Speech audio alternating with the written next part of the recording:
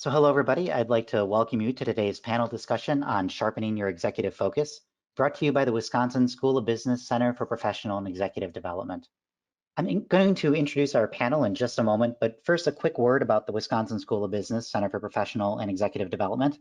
CPED partners with individuals and organizations to enhance performance and productivity through professional development programs, certificates, coaching, assessments, and human capital consulting in the areas of strategic planning, workforce planning, employee engagement, and more. In addition, we deliver more than 70 programs annually on site at the Fluno Center and online by instructors with practical real-world experience. We also partner with a variety of organizations to provide customized on-site training. For more information, please visit us online at uwcped.org. We will be taking questions throughout today's session, and we'll be responding to those questions as time allows with the panelists. You can submit a question using the questions box on the sidebar within the GoToWebinar control panel, and you can expand or collapse that control panel in that sidebar using the orange arrow near the top. And now I'd like to introduce today's panelists. Today we're joined by Jeff Chan, Tracy Nelson, and Tom O'Rourke. Jeff, Tracy, and Tom will each be speaking about a different aspect of sharpening your executive focus.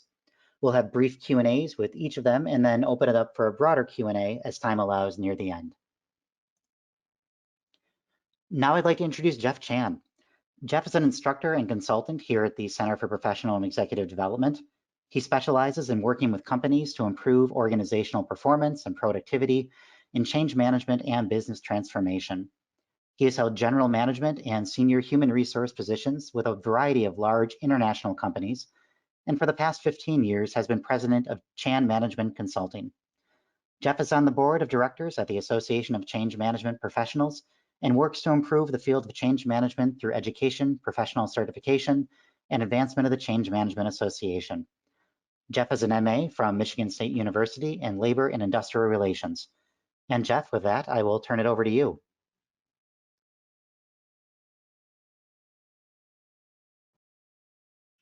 All right. Hey, thank you, John. Thanks for that introduction, and good afternoon, everyone. Again, this is Jeff Chan. I'm coming to you from Michigan, where I am quarantined away with my family, managing through this whole global pandemic. So it's my privilege to be here with you today to share with you my research and my work I'm doing with companies around strategic agility. Most businesses now are in survival mode, working to manage through this pandemic. As they're working through this pandemic, some business leaders are not only looking to survive, but also looking to how they can thrive by being strategically agile. So what I'll be sharing with you this afternoon are some thoughts and some recommendations for how you can be working with your businesses and leading your businesses through this pandemic. I'd like to first start with an illustration or a story that's very appropriate for our times. Share with you this quote. Neil Armstrong, it's been rumored that when he was interviewed and being tested prior to being selected for the Apollo moon mission, was asked this question: what would you do in an emergency if you had 10 seconds to act? And he thought about that, and what he said was, I would think for 9 seconds and act for 1. In an emergency situation, you have a lot of things that are changing. You don't have information readily available. A lot of facts and data is not available to you. So his answer around thinking for 9 seconds was all about analyzing, understanding, thinking through the various scenarios, and then taking the appropriate action. We're in an emergency situation now. Businesses all around the world are being shut down. Employees are being furloughed and laid off. And it's now time for leaders to be thinking about understanding for those 9 seconds what they can do, not only around how they can survive, but how they can thrive. As I shared with you earlier in my research and work with business leaders, what I'm seeing is that successful leaders focus not only on immediate need, but also be thinking about what's the world going to look like post-pandemic. They're going to anticipate what the new customer needs are and how they can evolve their business strategies and organizations. They're viewing this adversity as an opportunity and trying to understand then where can this opportunity lead them in their business. A recent study by Boston Consulting Group identified that companies that there are 14% of companies that through ups and downs during recessions and downturns, they actually are growing their business through the downturns. And a number of these companies are sharing common traits. Some of these traits are they're preemptive and prepared. Preemption is all about how are they being resilient in terms of their financial management of their business, organizational resilience, and we'll talk more about that later. Part of what also makes them special is that their long-term view and also their long-term transformation, that a temporary crisis is not going to derail them and disrupt their business, but they view these downturns as an opportunity to reinvent their business. They're also very much around growth orientation. Where most competitors are retrenching and playing defense, they're looking at how they can grow and look at this as an opportunity. Before we take a look at how or understand what these business leaders are doing, let's take a look at the anatomy of a crisis. What happens in the midst of a crisis, and how by understanding the impact of the crisis, you can really understand then the direction where you can take your business. So crises happen. So on December 31st, China first reports discovery of the coronavirus to the World Health Organization. January 20th was the first confirmed coronavirus case in the US from a traveler who came back from Wuhan, China. By January 31st, the US declared the coronavirus a public health emergencies and started implementing travel restrictions from China. And by early March, travel restrictions from Europe and other places in the world, and also CARES Act approved by Congress. This crisis led to a real shift in attitudes and beliefs. This attitudes and beliefs ultimately really focus around two things: protecting and saving people's lives and protecting them from the virus, but also really around the economic impact. And as we start seeing, this results in changes in policies from health policies around social distancing. Before this, we never even thought about the term social distancing, shelter in place, financial economic changes, advent of much more growth in digital technology like Zoom, and also in the US around a coronavirus aid, our CARES Act. Whole new ways of working. So as we start taking a look at changes of attitudes and beliefs and changes in how we work, some of these changes are short-term in nature. Other changes are going to be longer term in nature. And part of the challenge then for businesses is to really understand what's the impact, longer term impact, and what are the longer term changes that are going to stay with us for a long time. I'll share with you an example that affected us almost 20 years ago. Started first with this person. This is Richard Reed. Back in 2021, December 2001, he boarded a plane and tried to light a shoe bomb on a flight from Paris to the United States. His action failed ultimately, but what that action did, that crisis ultimately led to a long-term change now for anybody trying to board a plane. They have to go through security and take their shoes off and be scanned. This is an example of a longer-term impact of a crisis or a change that happened. And the challenge for business leaders for all around us is, as a result of this coronavirus, what are the short-term impacts of this change? And what are the longer-term impacts? And how does a longer-term impact of change ultimately affect our business? As we take a look at the longer-term impacts of change, some of these things are crisis preparedness. In a matter of weeks, businesses all around the world were shut down. From business, sporting events, social activity, restaurants came to a grinding halt. The ability for businesses to be prepared for crises is one of the things that's going to determine if a business is going to be around for the short term or for the longer term. Resilience. For the longest time, for the last 20 years, a predominant focus for businesses has all been around efficiency, how they can get the most productivity out of their manufacturing, how can they get the most efficient supply chain, financial productivity. But today, with the result of so much of world crises that are affecting businesses for the last about every 8 to 10 years, it's all about resilience.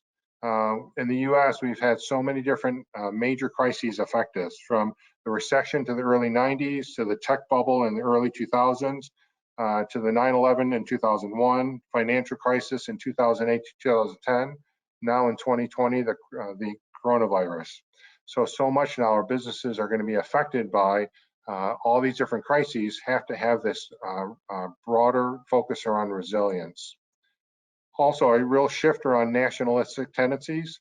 And as we start seeing supply chains being seized up all around the world, so many of the businesses have been focusing on efficient supply chain. So driving to lower cost labor all around the world. So now so much of the focus is on retrenching to be much more nationalistic and driving closer to consumer supply chains. And as we see the shift in trade, border controls, all of this, some of these things, again, are going to have short-term impact, but many of them are going to have longer-term impact on our businesses. As we start thinking about then what the longer-term impact is, the more successful business leaders have a broader perspective on the pandemic. They have an understanding of the phases of disruption and how those phases, what they need to do to best manage their business. The initial phase that happened really in the March, April timeframe was all about crisis management.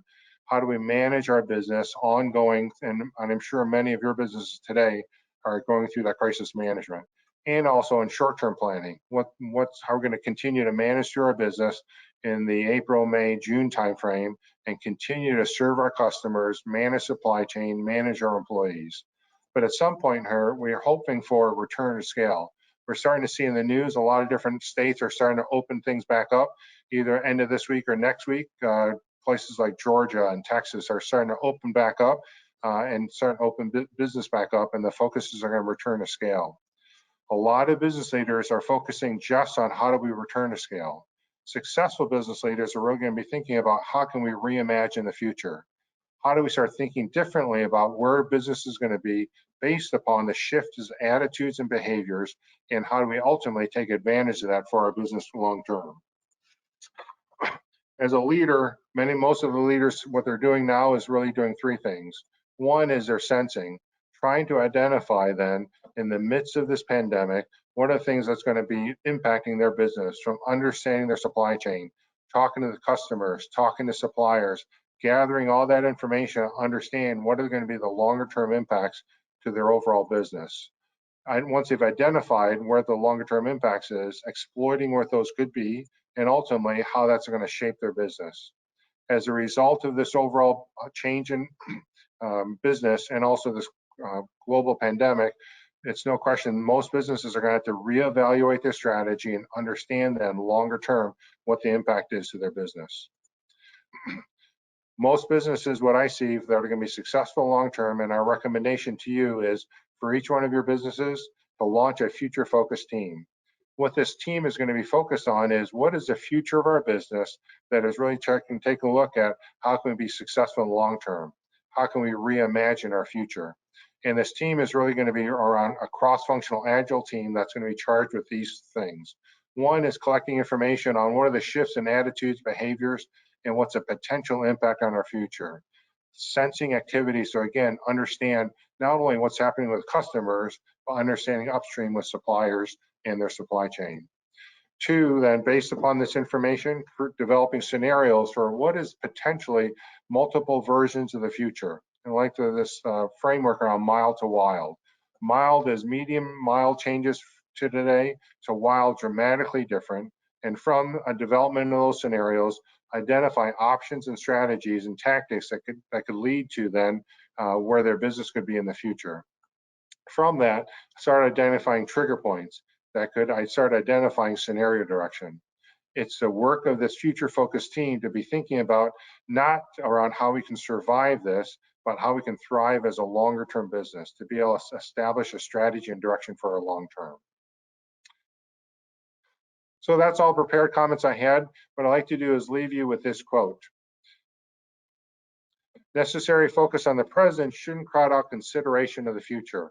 Most businesses today are focused on how do I survive the day, but as for you all as leaders of your business, you should be thinking about what is that strategic inflection point. Crises often mark a strategic inflection point for individuals, businesses, and organizations.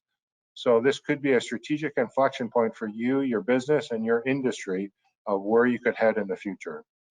So thank you for your time today. What we can do is take some questions now. Great, thank you, Jeff. So if anybody has any questions for Jeff, please type them in the questions box, and then I will pose those to Jeff. So I'll give you a few minutes to do that. Jeff, we had a question that came through. Can you elaborate on what you meant by nationalistic tendencies? Yeah, so many businesses, in their drive for efficiency, have driven to regions around the world for low-cost labor, particularly in China. I read that for a lot of generic drugs, 80% of our generic drugs in the US were manufactured in China. And now with the challenges around supply chains around the world, around travel being shut down, flights being shut down, as a result of that drive for efficiencies, a lot of those supply chains are disrupted. So what a lot of businesses that I'm seeing today are looking to say, how do I not only have an efficient supply chain or low cost labor, low cost production, but also a resilient supply chain. Having alternate sources of supply in different regions around the world, so that if one region is shut down, again, in this case around the coronavirus, there's other regions that can serve us by building a more resilient supply chain. Thank you, Jeff. And can you talk a little bit about the future focus team, specifically how big that team should be and which departments or individuals should be involved with that team?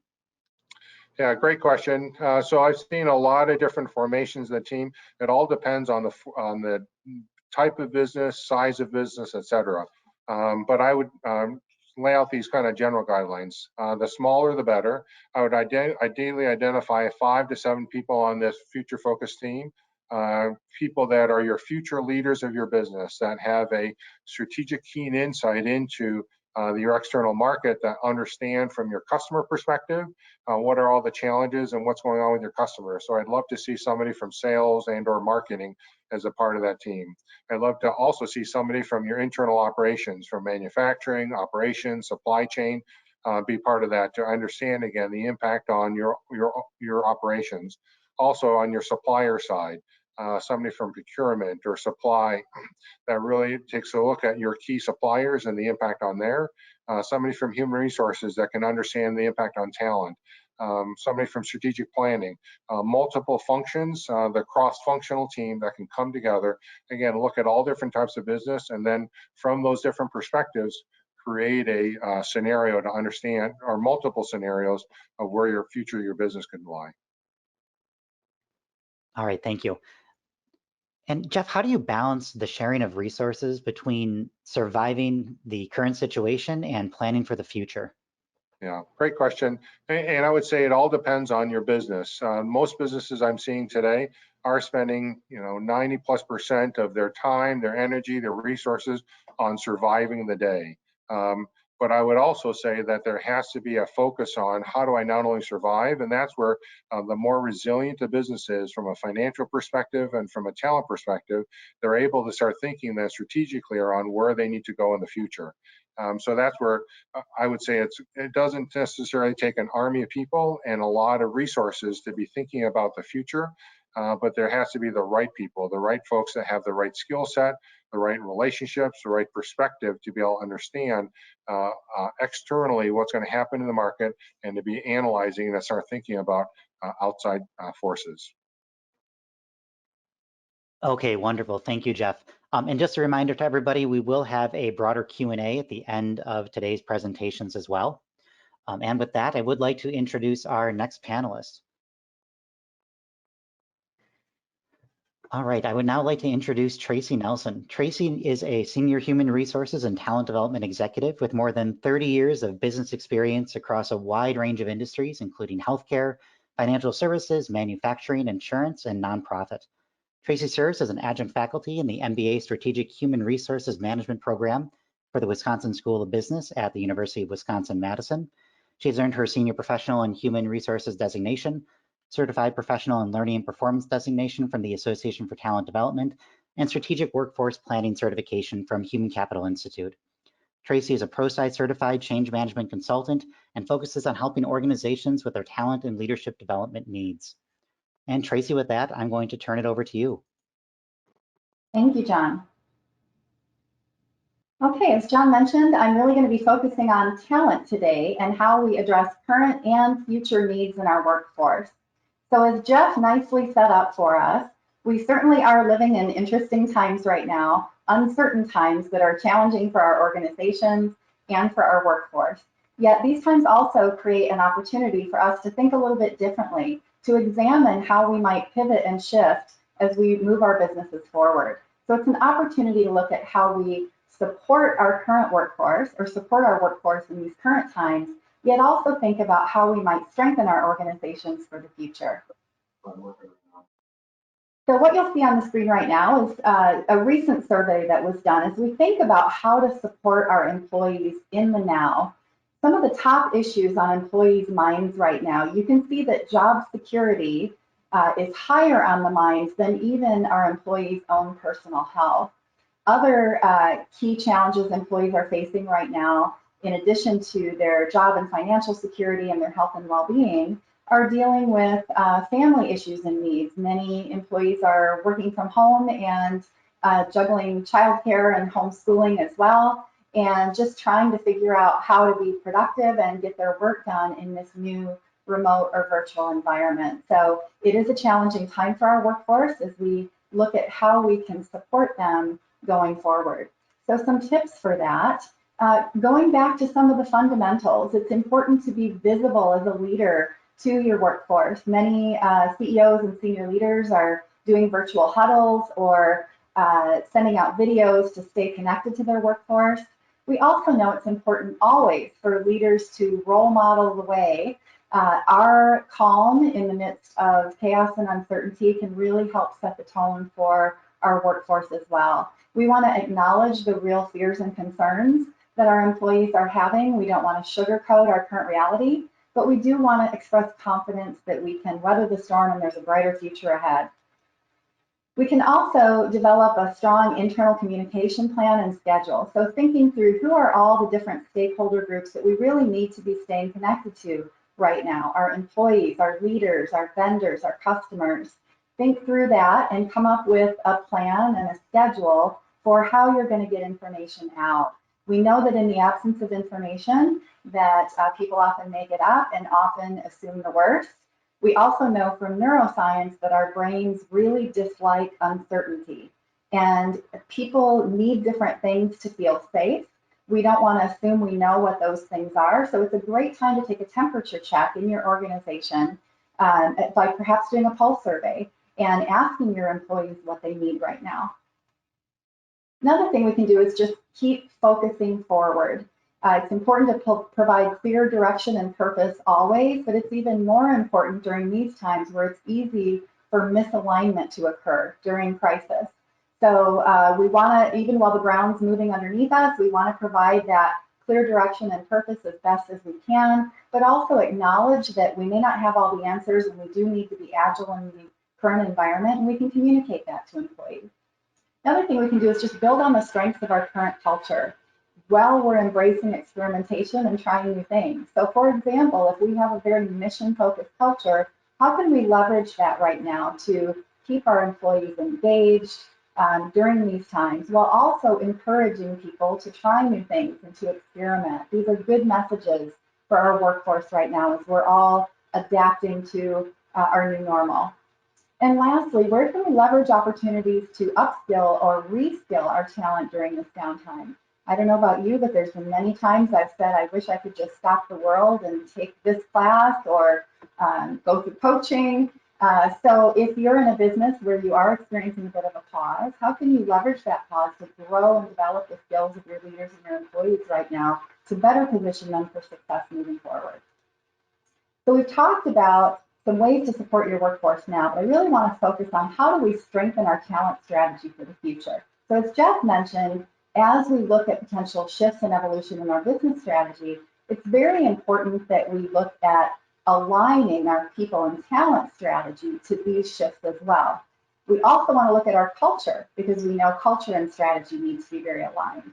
So what we're really talking about here is talent optimization, how we design a talent strategy that's really going to drive and accelerate where we're going as a business in the future.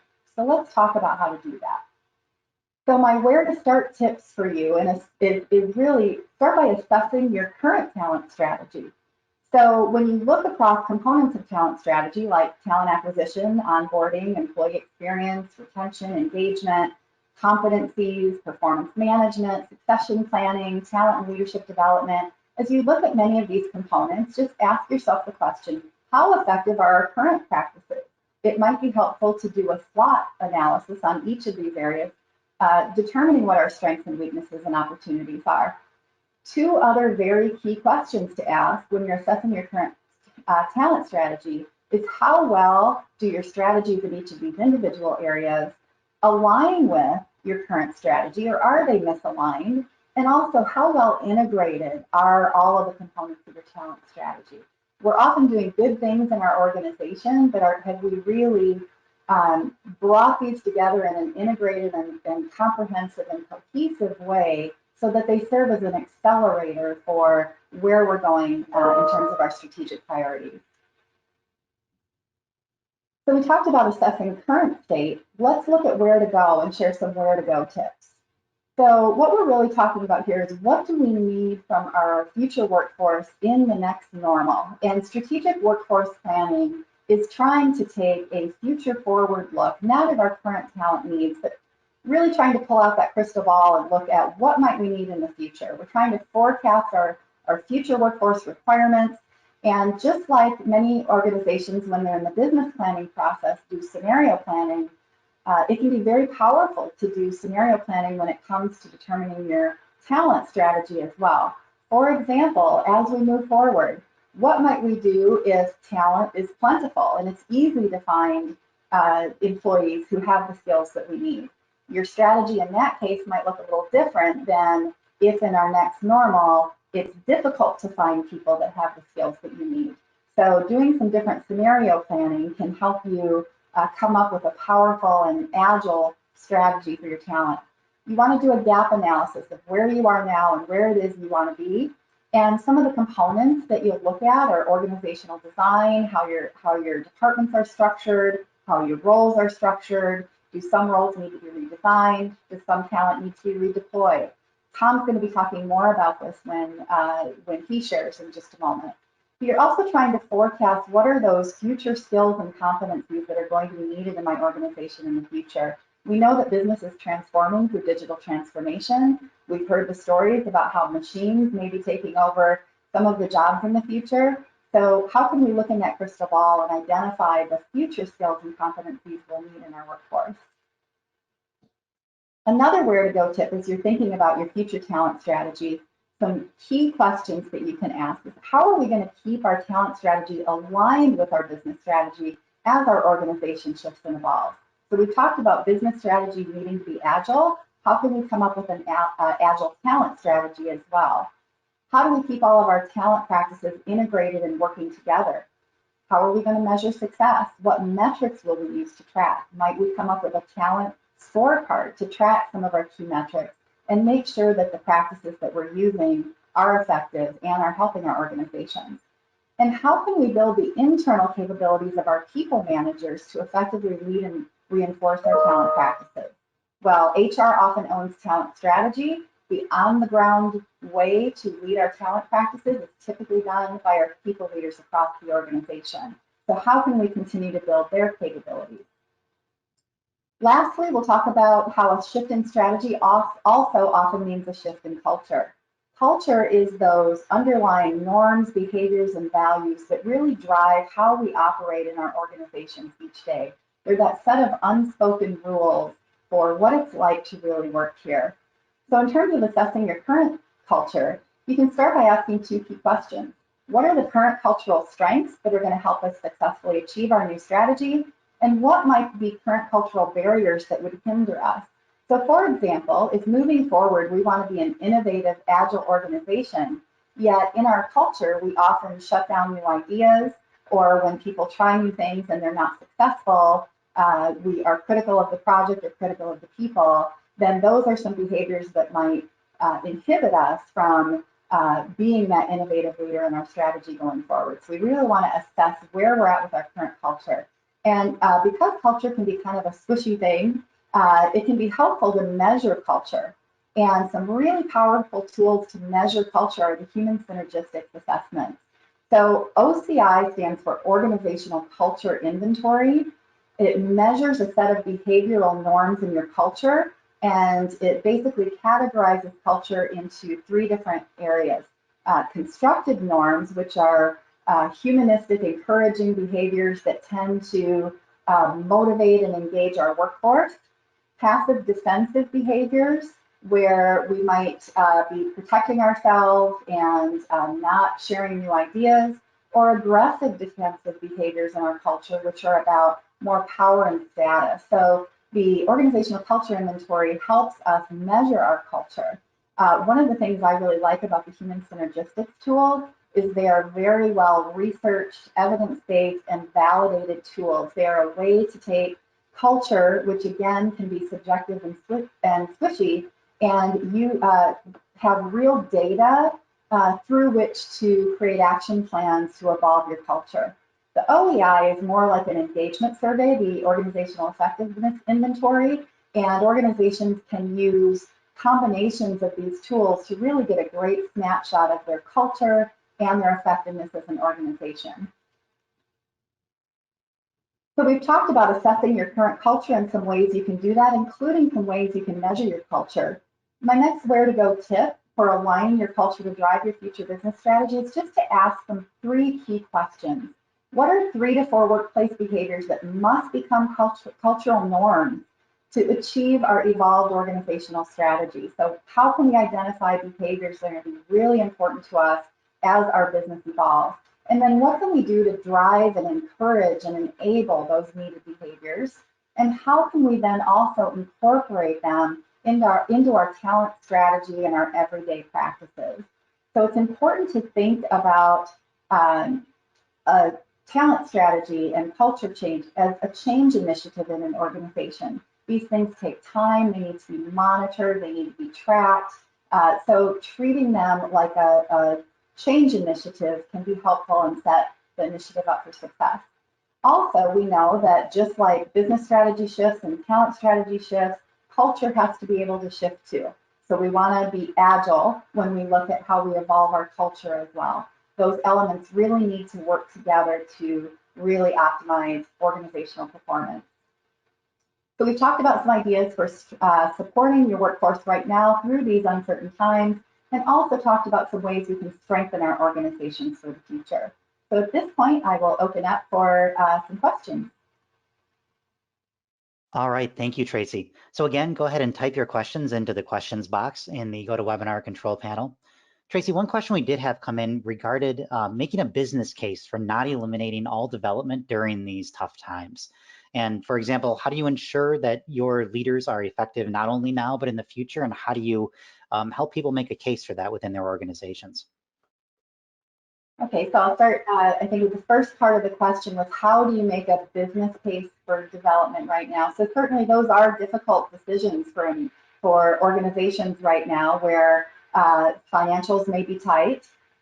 So many organizations do have budgets available, and while we may be cutting some of our development budgets, it's really about prioritizing where we want to spend those development dollars. So it's finding that balance of maybe cutting back a little bit on the development budget and perhaps identifying some key critical leaders or key critical roles where we do still want to invest in development for our future.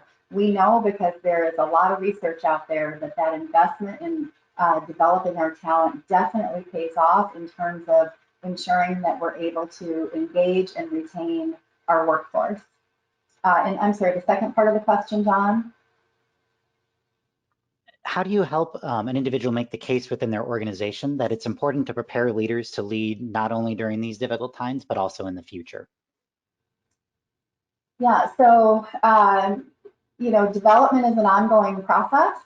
And again, every organization is in a little bit of a different place. So I don't think there's one correct answer for that. I think every organization needs to take a look at you know, what's available to them right now in terms of their budget. And we know that investing in development in our leaders and our employees does pay off. When we don't do that, we tend to experience lower engagement. We tend to experience higher turnover.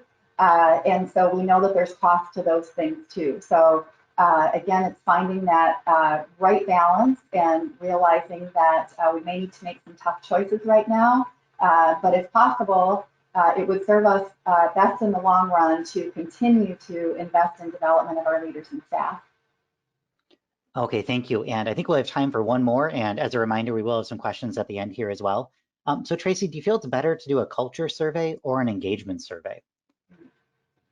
So there's some similarities and differences in both. So it's really about what you want to measure as an organization. So many organizations measure engagement. Doing engagement surveys is actually very commonplace. And engagement is trying to get at what is that discretionary effort that my employees are willing to expend for my organization? How invested do they feel? Whereas measuring culture is more about trying to understand what are those underlying norms about how we operate. So engagement is one of the outcomes of culture. Culture certainly affects employee engagement, but they are really measuring different things. And I think there is a place for both, depending on what the organization wants to do. I think there's a very powerful case to be made for measuring culture, especially at times where something new is happening in the organization. You're going through a shift in your business strategy, you're going through a merger and acquisition, there's leadership changes. Measuring culture can be very powerful. Okay, thank you, Tracy. And again, we'll have some more time for questions with Tracy at the end. And now I'd like to introduce Tom O'Rourke. All right, Tom has 25 years of consulting experience in business and HR transformation, strategic planning, organizational change management, organizational design, and talent management, and building client internal consulting capability. He's a former partner at Accenture, where he led the North American HR transformation service line for an industry vertical, and was also partner in charge of Arthur Andersen's people strategy practice. He also worked in internal HR roles at a Fortune 15 company and Global 2000 energy company. Tom has co-authored 3 books on business ethics. He received his BA in psychology and MS in HR and org behavior from the University of Wisconsin-Madison, and has also taken on additional doctorate level courses in pursuit of a PhD in industrial relations and org behavior, also here at UW-Madison. And Tom, with that, I will turn it over to you. I'm going to bring home what Tracy and Jeff talked about from both the strategy, strategic agility perspective, as well as talent planning. So my section, I'm going to go through, you're going to see that it built out a framework, 5-step framework for how we focus on going from revisiting our strategy all the way to implementation. And so this could be, I'm going to go through a number of tools, techniques, templates, checklists. So I'm going to take an applied perspective there. So starting with kind of what we know, we are going to get out of this. I think we all know that. The question is when, and no one exactly knows when. We've seen V-shaped models, we've seen W-shaped models, recovery, U-shaped across the board. And so, you know, anybody saying exactly when we're going to get out, obviously, we don't know that. The business strategies and operating models and workforce plans will change. I think we know that for sure, as Jeff and Tracy just talked about, and organizations are going to need to prepare for economic recovery. And the latter 2 bullets are the ones that I'll be focusing on moving forward. So what I have here, this is the 5 steps to prepare your organization for economic recovery. These are kind of grounded in best practices and tools and techniques I'll get to in a second. Or revisit your strategic plan, realigning your operating model structure, defining newly created roles, workforce planning, as Tracy mentioned, and then ultimately building a transition plan. So key takeaway in all this is some of you may be leaders of organizations, some of you may be business unit leaders, some of you may be functional leaders.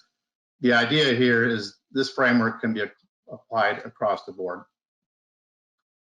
So very quickly, step 1, and I think both Jeff and Tracy talked about this, is revisit your strategic plan. So reconfirm your mission, vision, values, your market differentiators, strategic imperatives and critical processes, and KPIs. These are all key components of a strategic plan. And so this framework that I have on screen now, we call this a strategy articulation map. This is probably one of my all-time favorite templates or tools in the consulting quiver. So here we lay out on one page, easy to vet, easy to articulate, message around vision, mission, values, differentiators, objectives, critical processes, and measures. So the reason I say you got to go back and revisit them is because for many of your organizations, you're probably moving into a new business model, a new reality. So I think getting regrounded on these factors doesn't necessarily mean you need to change them, but getting regrounded in them is going to be critical. So that's kind of a necessary first step. I do have a screenshot here. This was actually, I know it's kind of an eye chart. There's a professional services firms working with. We created, you can see visually what a strategy articulation framework looks like. So the one page, easy to vet, easy to articulate, easy to understand.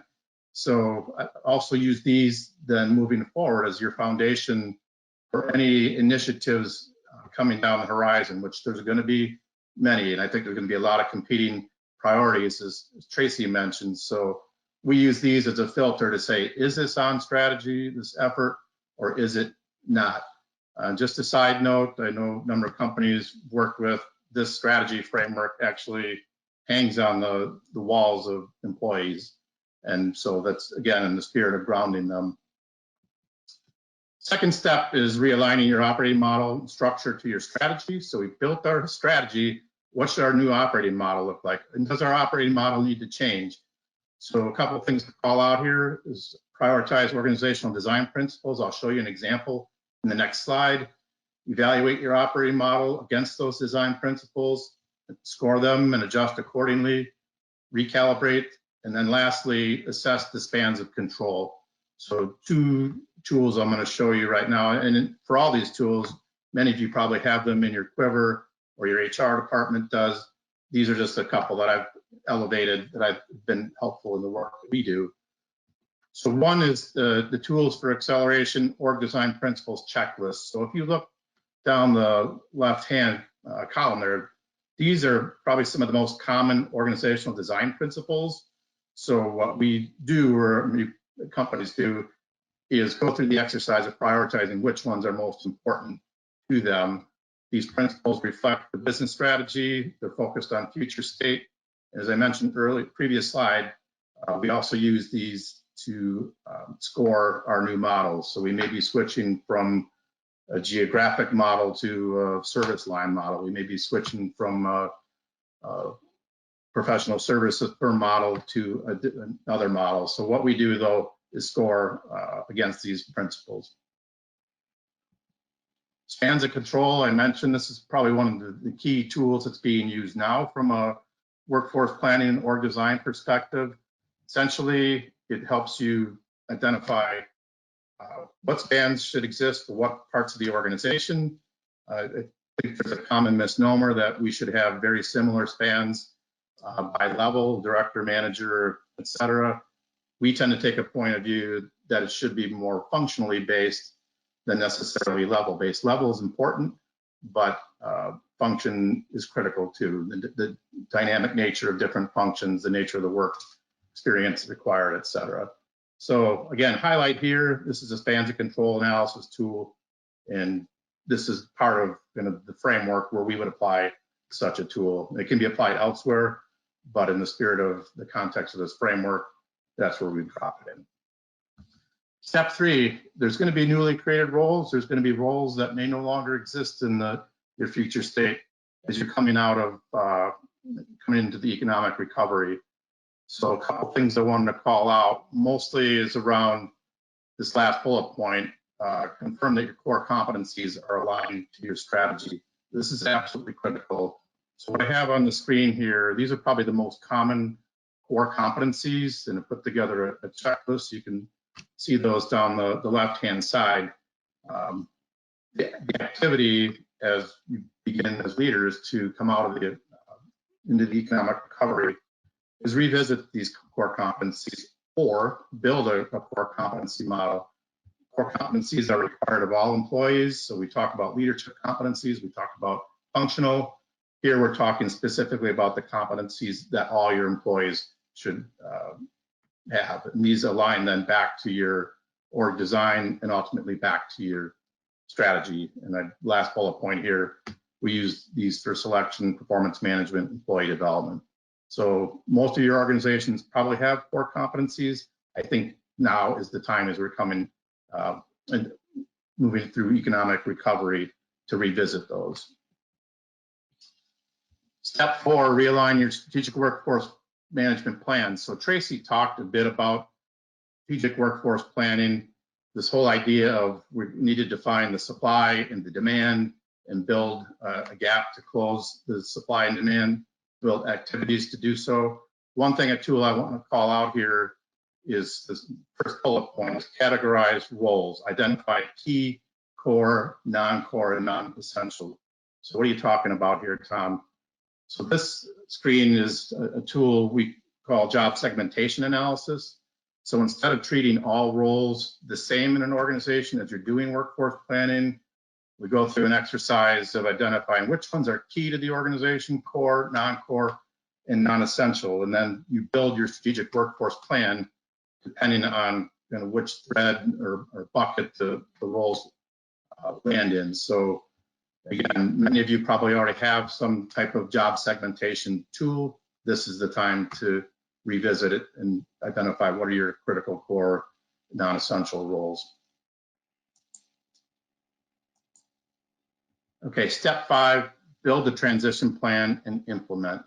So I'm not going to go too deep here because every situation is different.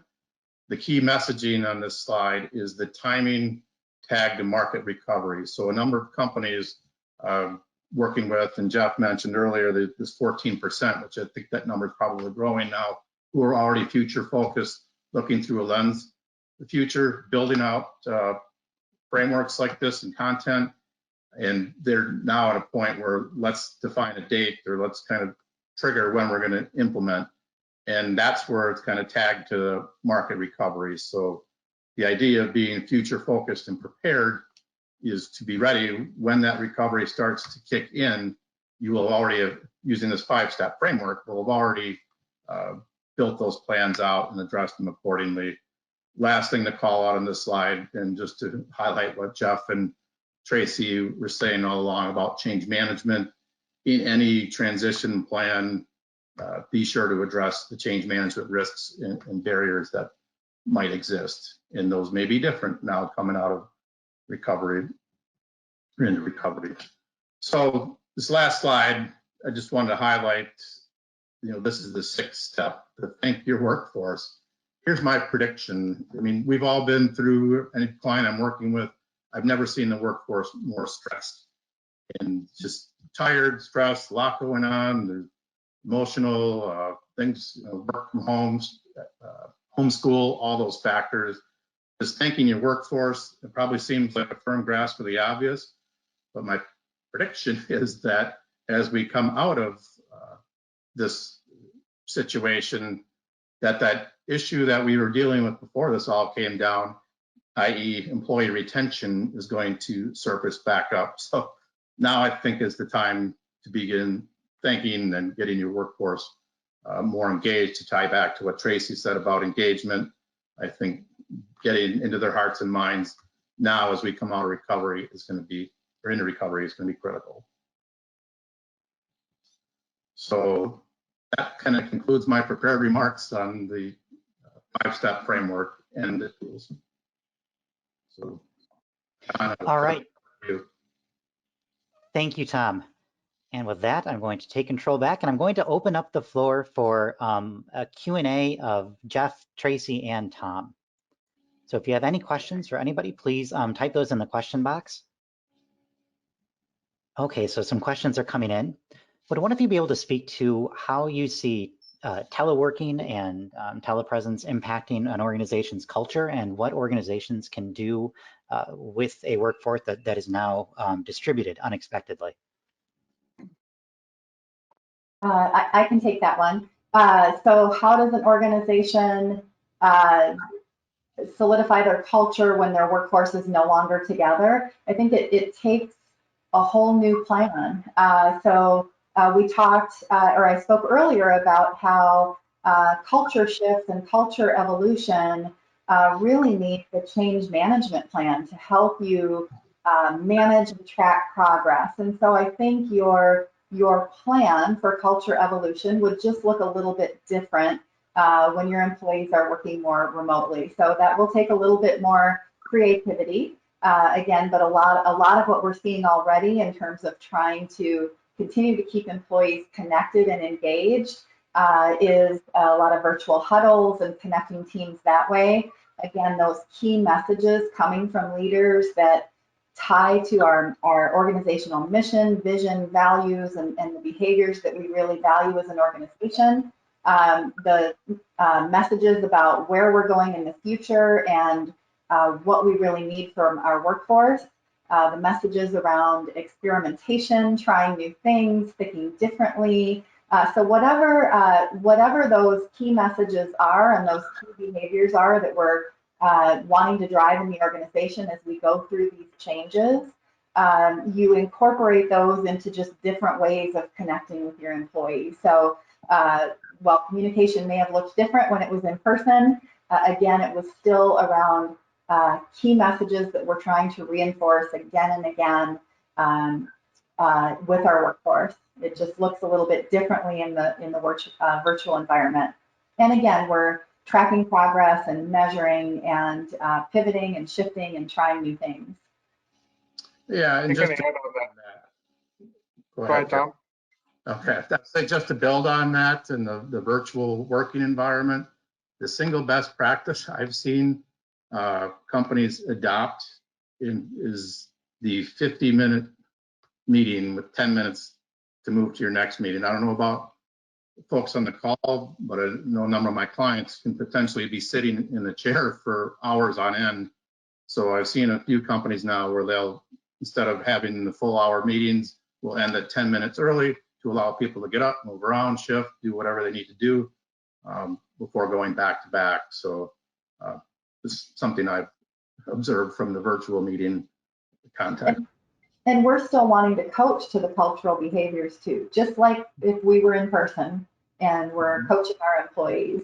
We're just coaching virtually, but we're still, again, trying to reinforce those behaviors that we really want to see. Yeah. And to that point, Tracy, I would say the core values of an organization still remain the same, but the behavior that exhibit those values will be different in a distanced digital world. So I think it's incumbent upon an organization to be able to revisit their values, talk about the behaviors and what are those behaviors in the digital world, and be much more intentional. So I know one organization that took a look at the cultural value around teamwork. So teamwork in the past represented something very easy for them in an organization where they get together, work together with teams, hallway conversations, whatever. But now in a digital world, they had to define new behaviors for what does teamwork now look like in a digital world and establish new norms and new behaviors. So again, the values and the culture remain the same, but the behaviors that exhibit those have to be redefined and regrouped in a new and different way for organizations. Well, and some of the ways, or some of the cultural things to look at in an organization, for example, if you want a culture of employee empowerment, yet for every new idea or decision that needs to be made, it needs to go through 10 committees and up the chain, those are things that we can fix whether we're virtual or in person. So again, we just have to be a little bit more creative, but a lot of those same practices and ways that we do it when we're in person, we're just doing a little bit more creatively, but those same things help in the virtual environment as well. All right, thank you. Another question we had come in had to do with how often you should measure your culture and how much emphasis you should put on that work during turbulent times such as these. So I can take that one too. So how often you should measure your culture, because culture is something that typically takes longer to evolve. Typically, you would not measure culture as frequently as you would, for example, engagement. So for many years, organizations were measuring engagement every year or every couple of years. We know now that with the implementation of pulse surveys, that organizations are measuring engagement much more frequently, which again is that snapshot of how employees are feeling about that organization in the moment, how invested they feel. Culture is getting at those underlying norms, values, behaviors, how we operate around here, those unspoken rules, and those take much longer to change and evolve. So typically organizations are measuring culture approximately every 3 years. So, and again, measuring culture often coincides when there's a big change happening in an organization. So again, merger and acquisition, new leadership, new strategy. So it sounds like it's probably going to be, time is right to be doing some culture measurement here soon, because many of us are probably going through some shifts and evolution in our business strategies. Great, thank you. Jeff, this was a question that came in during your section earlier that we didn't get a chance to get to. What are some of the early trends you're seeing and how businesses are adapting to this environment, both in terms of what they're doing and how successful they're finding their efforts in that regard? You know, one of the things I would say is the ability for businesses to innovate and identify new lines of products and services. So I'll give you an example. So during the 9/11 crisis, one of the things that changed dramatically was for Victronics, Swiss Army knife maker. So Swiss Army knife made all the little pocket knives that now are no longer you can bring on planes. So 90% of their revenue came from sales of those small little pocket knives. So they were a very resilient organization, and their ability to innovate and identify new lines of business and new services. So what they're able to do is move 90% of their revenue from just that pocket knife to now diversifying into a number of different areas. So for businesses that are being much more agile and more resilient, are able to identify, innovate, and through experimentation of new product lines and new services. Great, thank you. And Tom, I've got one directed for you. Do you have any advice or tips for as far as applying what you were talking about in larger companies versus smaller companies? Or are there any changes that need to be made when you're applying any of those principles? No, actually. So the framework and the principles were by design built to kind of move across organizational size. So for example, as I mentioned, I showed a screenshot of a shared service, a service organization. That was probably about a 200-person organization. Worked recently with a 100-person IT department. We built out we went from strategy design all the way to workforce planning for that particular function. So the intent of the framework is to allow to flex, as I mentioned earlier, to company size, as well as to functions, business units, and enterprise-wide. So I started out my discussion to say this framework and steps are kind of grounded in like best practices for going from strategy to implementation. It's just we don't have the benefit of time in many cases, so to take an accelerated approach, we got to focus on some of the key tools and techniques. Great, thank you very much. And do you have any advice, this goes out to all three of you, for engaging senior leaders who are not as visible during these times as they probably ought to be with their employees? Well, I think senior leaders can hold virtual town halls. Get all employees on a virtual meeting. I think we talked about, I've heard of many senior leaders that are sending out videos and messages on a daily basis to their workforce, again, to help them feel connected. So I think there's a variety of different vehicles senior leaders can use to, again, stay visible and get in front of their employees. Great, thank you. I know you all have experience working on cultural issues with organizations. Can you talk a little bit about how to break old cultural patterns within an organization so that you can lay the groundwork for building a new culture within an organization?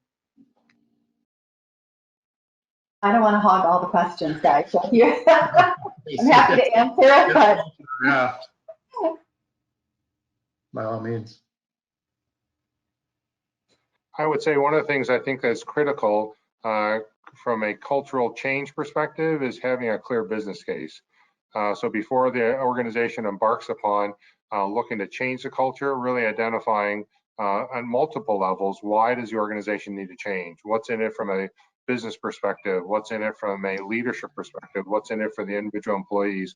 So they have a clear understanding. So before they start embarking upon, again, defining a new culture and changing their culture, be clear on why they need to change. That's a great point, Jeff. And I think, it comes back to, we often say culture for what purpose? We don't just change culture to change culture. We change culture for a reason, because we want to use culture as a driver of our business strategy. So you may recall the slide where we talked about what are some current cultural behaviors that are helping us with our strategy, and what are some of the things that are hindering us. So I think in those cases, it's easy to talk about what are some of the behavioral norms that we have around here that are not going to serve us in the future. And why do we need to change those? And what does it need to look like? And again, getting back to identify what are those types of behaviors that are going to be accelerators of our strategy instead. So if we want to be agile, again, but we have 20 different committees that every new idea needs to come through, something needs to change. Yeah, and I'd build on that to say, I think first you have to define what culture is and what does it mean to people, because I have often found that culture can be a crutch for, something else that's going on in the organization. They'd say, oh, that's just the culture. So getting clarity on what culture actually is, and Tracy mentioned a tool earlier in human synergistics, the OCI tool. I've used that over the years. It takes a very esoteric topic like culture and helps kind of quantify it. And also there's qualitative and quantitative, appeals to both the left and the right side of the brain. It's just in my mind, that has really helped. That tool has helped in defining what culture is, so we have a consistent level of understanding about what are we talking about as it applies to culture. Well, and another thing that you can do with the human synergistics tools that I think is really powerful. I'm not sure if you saw the little graph or remember the little graph in the lower corner, but the leadership team can take what's called an OCI ideal, or organizational culture inventory ideal, where they are defining what is the ideal culture that we need to move our business strategy forward. And then you can use the regular OCI, organizational culture inventory, to actually get a measure of your current culture. And you get a very visible chart where you can see the difference between where you're currently at and where you need to be in terms of where your senior leaders or leadership say you need to be in order to achieve your business strategy. So again, it's very data-driven, it's very tangible, and it's very easy to see the difference between where you are and where you say you want to be. Great, thank you. And again, for all of you, do you have any advice or tips on maintaining a constructive culture at an organization that's experiencing layoffs and furloughs? So I will tie it back to, because this is a real example, back to that strategy framework template that I showed earlier, because I worked with a company that actually is using that framework to identify how they're going to handle workforce disposition. But what's grounded right on that page, right along the top, is the mission, vision, values. So every activity, whether or not it's redeployment, furloughs, job elimination, et cetera, they're listed as imperatives, but everything ties back to culturally what is our mission, vision, and values. And I think that helps kind of drive behaviors there, having it in front of you all the time. Okay, great. Thank you very much. And finally, one last question before we wrap up here for the day. Do you have any thoughts you'd like to share on the degree of openness an organization should have with their staff and with their employees, and whether it's more effective over the long run to be more or less open and transparent?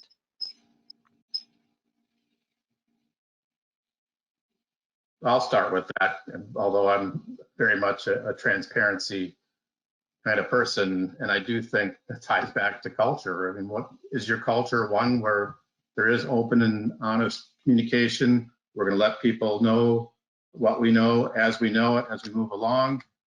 Some cultures, they wouldn't think about operating any other way, or some other organizations, that's all kind of kept in the back office, and there's fear of communicating. My bias is towards transparency, because again, I think people, especially coming out of and moving into recovery, they're going to remember how they were treated and how they were communicated to through this whole pandemic. I would say in significant times of change and disruption, there's a huge vacuum and need for information.